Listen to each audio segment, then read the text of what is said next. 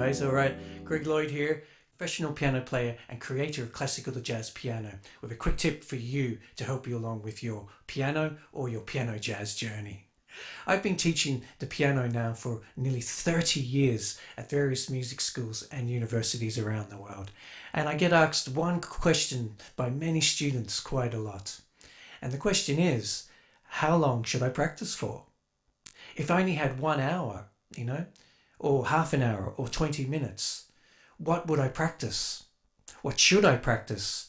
And how should I structure my practice to get the best results? This is a great question. So I'm going to show you a great way to do this right now. So stick around.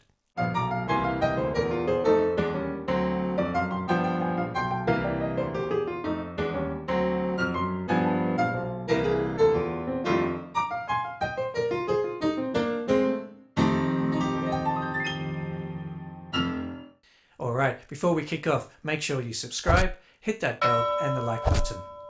So, you only have 20 minutes, 30 minutes or an hour to practice a day, and you want to get the most out of your practice session. What do you practice? Ideally, any practice is a good practice. As long as you play, it's going to help. You're going to move further on your instrument or your voice. I know we all have a million things to do nowadays every day, and it's really hard to find the time to practice. I get it, the new modern life is a bit mental.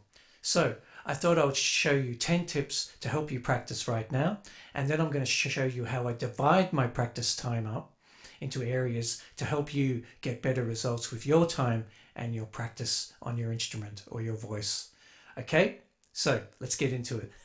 Okay, so as you can see on the screen there, I've got 10 tips to practicing, all right? So number one, set your environment, get you a safe place to practice and make sure it's, that you switch off your phone, you don't, try not to get interrupted by things around you if you can. My place, as you can see, is right behind me there. As you can see, I come to my piano every morning and I have my herbal tea, I feed my dog, I come to the piano, I sit down and I have my little routine that I start. So number two tip would be, I have a focused objective for the day. All right. So I'm working on, I think about, what am I working on? Am I working on a classical piece? Am I working on a jazz piece? Am I going to work on reading? Am I going to work on something to push my brain, the way? So that's a really cool thing to do.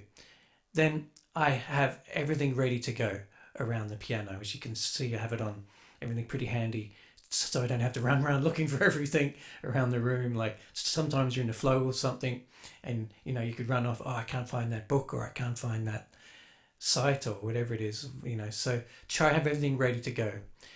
And then number four is do a warm-up exercise, so like 10 to 15 minutes.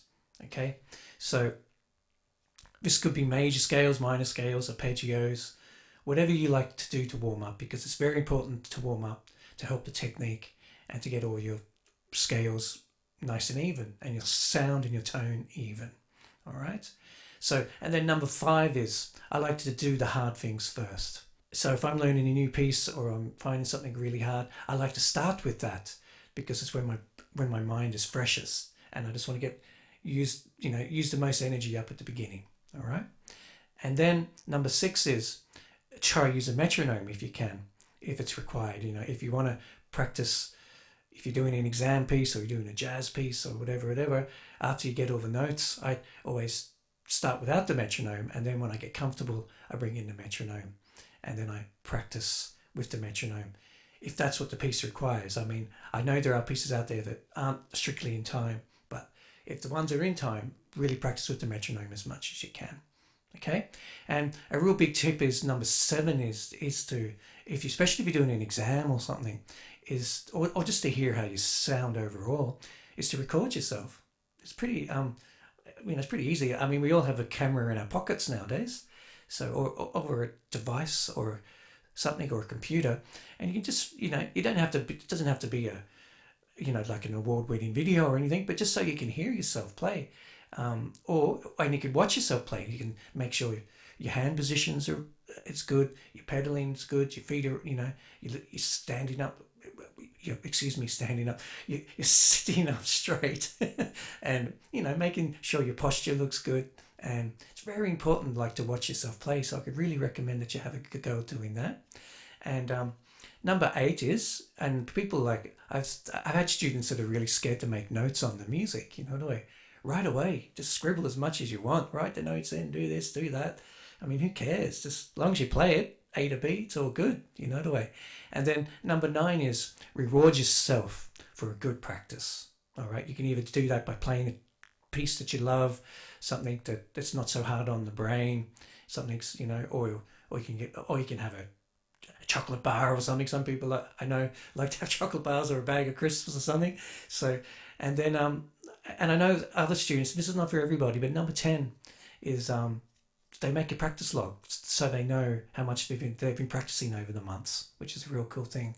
And that could also tie in with number 7, is you could do a video diary of a 6-month period, and you can see how much you've progressed with all your practice. So these are really big cool things to remember, and cool tips that I recommend to all of my students. And the last thing is to remember that a good practice is when you sound bad, and it means you're learning, which a lot of people think, they just think, oh, I'll just play the tunes I love, and I'm practicing, and that's part of my practice for the day, and I won't push myself. I won't learn that new piece because it's too hard, but no, you're better off to do the 10 minutes of a hard piece than an hour of a piece that because it means you're pushing yourself and you're learning something new. All right, so if you just remember that, I just like to say that to all my students, that a good practice is when you sound crap, because it means you're having a go and it means you're learning stuff. Okay, so these are 10 tips that I could really recommend that you do to help you along with your practice. So now, along with that, I have a lot of students ask me, how long should I practice for? I mean, obviously this varies for everybody. Okay, like how long? Some people do 20 minutes, some people do 30 minutes, some people do an hour. Myself, I do 2 hours, and some days I do more. Okay, so say for instance you have an hour. Okay, you got 1 hour here, like I have up on the screen there. So a lot of people ask me, what should I practice within that hour? How should I split up my time? All right, so I could really recommend you do it this way, because this was just the kind of way I look at it, and I want to help you guys create good practice habits. Okay, so the number one thing I do is scales, and like I mentioned before, I do the scales like whatever you're at. If you're doing the exams, the piano exams, just do the scales you're working on, the majors, the minors, all that kind of stuff, and your arpeggios, whatever keys you're doing it in, just do them to the metronome if you can. That'd be awesome thing to do. But if you're a bit more advanced, you can move into the modes. The Hanon exercises are an awesome thing to do. Whatever you're up to in your piano journey, whether it be jazz or classical, always start with scales. Why? Because it warms you up and helps you focus on your tone and the evenness of your undertucks and all that kind of stuff. And you want to practice a nice smooth scale going up and coming back down. Okay, nice, and with no da da da da da da da da kind of movements in the middle, that kind of stuff. All right, because I like to practice my scales because it's kind of where I practice my technique, because it's such an important part of playing the piano, where I practice my tone. All right, and then I do that for 20 minutes. If I have an hour, I do that for 20 minutes. Okay, and then I move on to number 2. Like I mentioned earlier, I do the hard things first. Whatever that may be. Because it makes your head work. It could be, like I said, a classical piece, a jazz piece. If you're a jazz person, moving a lick around 12 keys. Or chord voicings if you're a jazz person, or a bit of interval work on your ears. So some days I focus on one thing, or other days I do many things on this period in this second part. All right, it just depends on you and how you feel on the day and where you're at. But remember that a good practice is when you sound bad. Okay, like I said before, it means that you're pushing yourself and you're learning something new. So it's good to allocate a period of time in your practice for the hard things that you don't like. All right, and then the third part is just to have fun. The last 20 minutes, just play what you want. Play the pieces you love, play the pieces you enjoy, All right, so I could really recommend you splitting it up into 3 different ways like that, and that really works well for me, and it works well for all of my students. Okay, say you've only got half an hour to practice. All right, so again, you just divide it up into the same pattern, but you just do it for 10 minutes each slot. So you do scales for 10 minutes, the hard things first for 10 minutes, and then for the third thing would be to just have fun for 10 minutes. And if you've only got 15 minutes, you'd obviously do half, 5 minutes and all that kind of stuff. So it is a huge tip to kind of allocate it that way. I've got some students who actually use like a stopwatch, but you don't have to be that hardcore if you don't want to. Okay.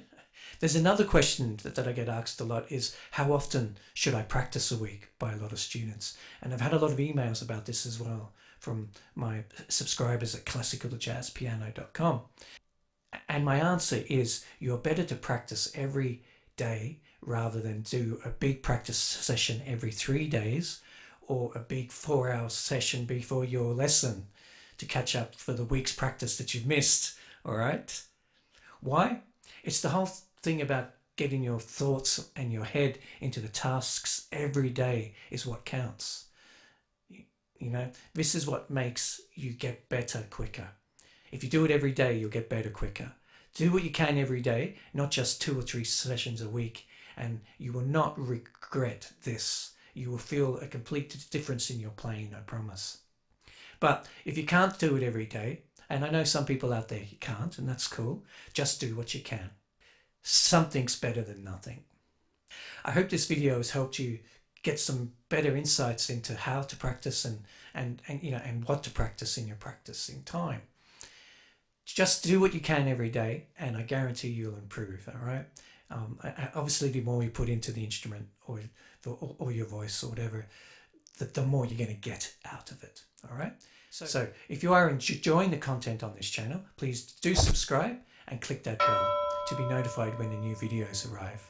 This will help me, help you, because as the channel grows, I'll be able to focus on it more, therefore giving you guys more and more content. Also, check out the Facebook and the Instagram links below, and of course the website, classicaltojazzpiano.com. If you are looking to play jazz piano, I have a load of free lessons there and some courses. All right, so this is all cool stuff for you guys to check out. All right, and it's for free. So, as this is a new channel, I really want to help you guys cut through all the confusion of learning jazz piano and to transform your piano playing. So, if you have a question on jazz piano or just piano in general, what are you stuck on?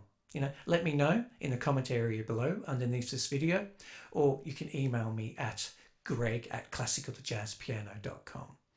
All right, so I hope this video has helped, and we'll see you soon. Okay, take it easy.